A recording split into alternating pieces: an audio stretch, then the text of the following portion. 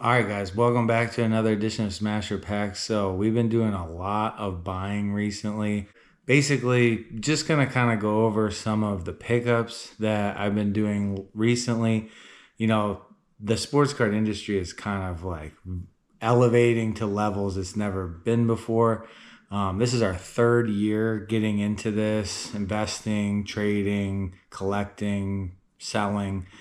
And it's very crucial at this point in time that we kind of limit the mistakes at this point. So I've been learning a lot. Of humbled myself and really just been studying the craft and honing in on it and understanding, like different strategies and who you want to buy at certain times and, like what are the long-term plays. There's been a lot of different events recently. Mars Cards had a trade night and there were some other shows at some different malls that have been traditionally going on over the last 2-3 years if you've been following the channel. So we've kind of combined all these pickups into one video here. And there's a huge Columbus card fest going on this weekend. And we're definitely going to try to make it down to that on Saturday. So we're going to get the pickup video out now from the last probably 6 weeks here. And then we will load up, get all the inventory put on Whatnot. Make sure you follow us on Whatnot. Let's get into the inventory. And then we'll circle back around and we'll talk about what's going on this weekend at the Columbus Card Fair. Okay, so one major area that I think me personally, I've done a good job at correcting is, usually around this time, I would be looking at certain prospects for the upcoming NFL season that maybe would be buying low on the dip currently, and then trying to turn that into a flip while the season is in full-fledged in September. Kind of abandoned that strategy. I'm not saying that when I go to the Columbus Card Show this weekend that I'm not going to be looking at quarterbacks. That could be the case. I've more kind of honed in on people that are way more established and even people that aren't playing anymore that are kind of graduated to the legend status. And you'll kind of see that reflected here as we go through the stack. So here's the first stack. A lot of this stuff was picked up at Mars Cards, purchased on eBay, and also Greeny Sports Card Show. They had an event at the North Olmsted Great Northern Mall, and a lot of these cards are a combination of those three events, or two events, and then picking up a couple things on eBay. So first here's a Jamar Chase, Rookie Phenoms, Optic, one color patch, not numbered. Got it for a pretty good deal though. And again, the theme here is probably going to be liquidity. I'm focusing more on liquidity, people that are popular, legends, things that you can get for a low price that you can definitely flip once the season starts. Not necessarily speculating on who's going to have the best NFL season, more looking at who's undervalued, their status, and where you would project them to be right now is undervalued and their value rising once the NFL season starts. So this was picked up at Mars Card Trade Night. This was Patrick Mahomes, numbered to 199. Anytime you can get a Mahomes numbered card, you got to pick it up. I did not spend that much money on that card. I think also in Columbus, when we go there this weekend, this is going to be a guy that I'm going to have my eye out for. I think his cards are just they're probably extremely undervalued at this point. More of his stuff has come out in Prism. And before, his hype was through the roof, but the availability did not match the hype.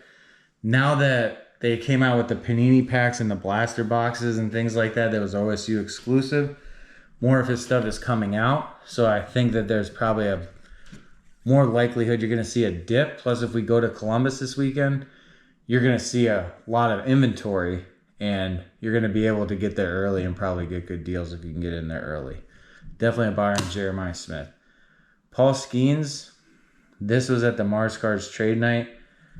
This is under, this is in a deal with the one gentleman. I'll put the link in the bio for the video. He was a very nice man. Ripped a bunch of product. Was telling me how, you know, like basically he just rips product for fun. His comping was, you know, not a regular practice that I saw, and the internet was down in the trade night. So I think, you know, like I overpaid on some cards, I underpaid on other cards. I think it all ended up working out in the end, but definitely got that card for a steal. Just buying a lot of Jalen Brunson, even though, you know, like his market probably on like lower end things isn't going to climb that high. This is numbered to 50. He's now cemented himself as a New York legend. So definitely a buyer on Brunson. Definitely a buyer on Ohtani. That's Mojo Refractor from 26. This is a Mojo Refractor from 25. More Mahomes. Never saw this card. King of Cards. Shout out to King of Cards on YouTube. Big fan. But I just thought the card was cool. There are different borders from what I saw on comps. There's an orange border. There's like a green border, a blue border. I think this is the base white border. Still a cool card nonetheless. It is an Illusions. I kind of like Illusions. I've saw a lot of different Illusions over the years now, and I kind of like the set. Brunson rated rookie. At the Greeny Sports Card Show, they actually had some Prism, and I opted to snag this one because it was only $15, and it's pretty mint. Even though the grading is shut down right now, this is a candidate to get graded once the grading opens back up. If we don't sell it. Here's another Mahomes, numbered Mahomes. I mean, if I see a number of Mahomes, I'm probably buying it if it's a reasonable price. Here's a purple ice Brunson. I'm not sure if this came out of a hobby box, but numbered to 149. Some more Brunson. This is a select, a little higher numbered to 175. This Ohtani, I got the whole lot of 3 cards. You'll see in the Mars card pickup video or the trade night video. The whole lot I paid $48. The comp on this I think is around $40 to $50. So, you know, the other 2 cards that I got are just kind of the profit cards if you can sell that for what you bought the whole lot for. Here's an Electric Slugger, it's a Bowman Chrome. Okay, now this second stack of cards, kind of like a mixture. These are cards I've already processed and put on Whatnot. Make sure you follow us on Whatnot. Bookmark a show if we have one scheduled. But I tend to keep 30 to 35 cards listed in inventory on Whatnot. So you can go shop there right now, regardless of whether we have a show scheduled or not. I usually keep a full stock of inventory just listed on the website, and you can still use the $15 off link that I'll put in the description if you haven't signed up for Whatnot already. A lot of this will get processed. Some of these I'll explain what kind of like the strategy is here. This Kobe, if you looked on our Instagram, I did a lot short or a reel. We got the whole lot for $65. This Kobe had a comp of 25 at the time, but when we bought it, I bought it at a small shop in Sandusky. I don't really remember what the name of the place was, but it had a current bid of $20 or $33 on it, and there was a sold comp for 25. So we bought it. I paid the full price of 25, and the auction ended up selling for $66. So I think we did really good on that lot. I'll show you some of the other cards we got in that lot, which was more like Brady and Mahomes. Not necessarily numbered, but older cards, colored parallels that were small, that were lower end value. But this was obviously the big fish in the lot, the Kobe Upper Deck Reserve. It's in mint condition too. It's gonna get a good grade. But this is from 2001. When Myles Garrett broke the sack record, did a lot of buying Myles Garrett. Now, have sold some of the Myles Garrett, since he's gotten traded, I mean, I guess I'll always collect Myles Garrett at the end of the day. But, you know, like he's going to see a little bit of interest going to a bigger market once the season starts. I do think a lot of his cards are probably going to go up in value. His value really, like, no matter how good he got as a Cleveland Brown, unfortunately, the Cleveland market was never going to elevate his prices to where LA will take his prices. So there's definitely going to be a rise in his value over time. And if they become successful and win a Super Bowl, it's only going to go for here. So I definitely going to hang on to some of these Myles Garretts, even though I've kind of sold half of them and have tucked the other half that I bought. Bought some Jordans. These cards are just classic Jordan cards. This one, unfortunately, you can see here, has the red dye. I've noticed that this is a common thing with this card. Let's see if we can open it up here. This is kind of like a common thing with this card. Comment below if you know more about this, but I've looked at a lot of these cards and I've noticed that the red bleeding from the border, it happens on a lot of them. So, but other than that, corners look sharp and the card looks like it's in good condition. Other than it does have a little bump up there. But I figure with any Jordan card that is in above regular normal wear and tear condition, is probably a buy. This one seemed like it did not have a whole lot of wear and tear on it. This was actually below comp, last comp. That was bought at the Greeny Sports Card Show. Not sure where I got this Kobe. Always buying Kobe. That card's really not worth that much. This is a die cut Patrick Mahomes from 2023. Purple scope. That's probably from a blaster, I would think, from 2025. Here's Brady. A lot of this is from the Kobe lot that I was just telling you about. Tom Brady. This is a die cut intros. This is actually an underrated card. It was also below comps when I bought it. I think if you look this card up now, it's going for more than $8. 2015 on that one. I think this one is also 2015. Yeah, this looks to just be the regular base prism. Orange laser. I think this was below comps at $8, 2021. Winning ticket. A Caleb refractor. Unlicensed, but rookie refractor and a Caleb Williams. Even though it's unlicensed at $8, I felt like that was a steal. But it was not $8. I think I got it for less than $8 because he comped a whole lot. All these cards at $65, and we paid $25 for the Kobe. Some Tom Brady. Right before the finals, bought some Wemby, very low-end Wemby. Wemby's cards are so expensive that, yeah, it's like, if you buy like 2, 3, 4 mid-range Wemby cards, you're going to be probably in the 100 to 150 range. These are a lot more affordable, and you can submit these for grading once the grading gets turned back on, and you know, like, you can project a lot of these base cards that they get tens to resell for $100. So it's an easy $5, $10 buy, 20 to grade. You know, his market continues to rise, and it's $100 at least probably floor on a PSA 10. I actually won this in a pack on a Whatnot giveaway. Opened the optic pack, and it was an optical illusion with Wemby and David Robinson. I think it's a pretty dope card. Here's a couple more Wembys. Okay, last little run here.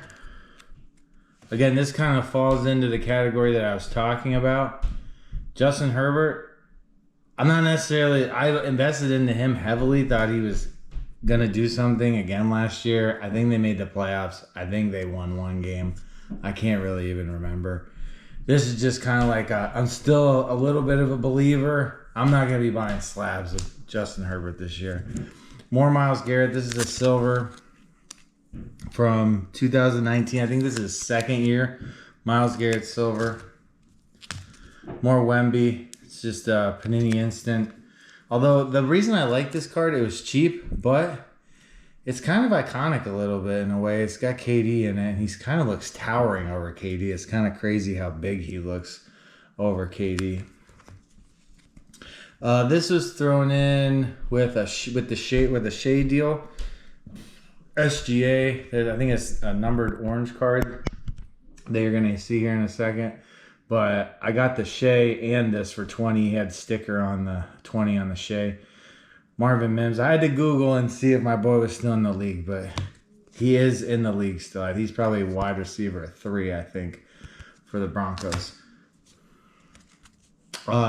This is kind of like a sleeper. This is one of the few sleepers I took a chance on.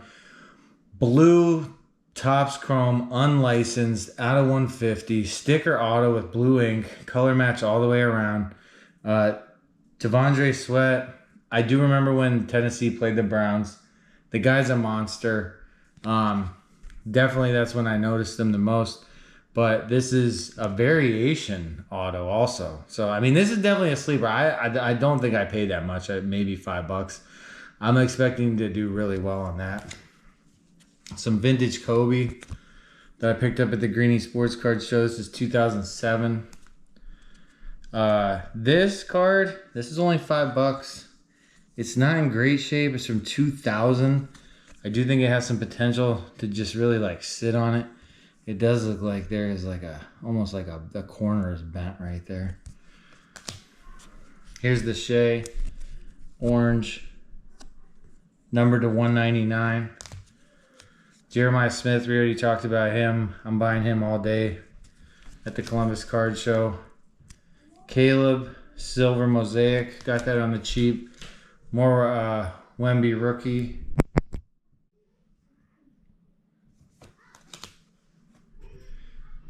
Tom Brady fireworks. This is from 2021. If you see a theme here, Michael Jordan, Tom Brady, Ohtani, Mahomes.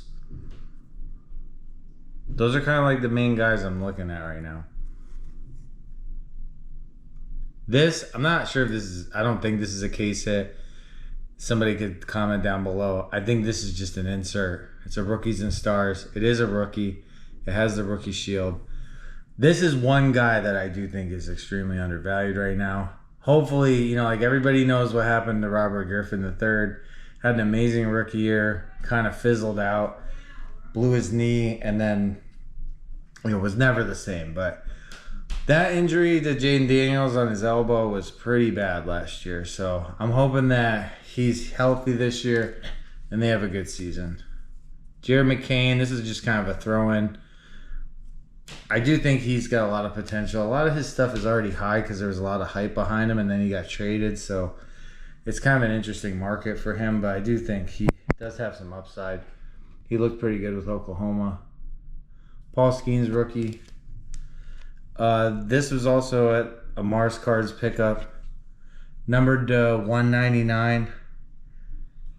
Out of Panini. It says Encore Football on here, but it says Pinnacle Express. So somebody comment down below what set that comes out of.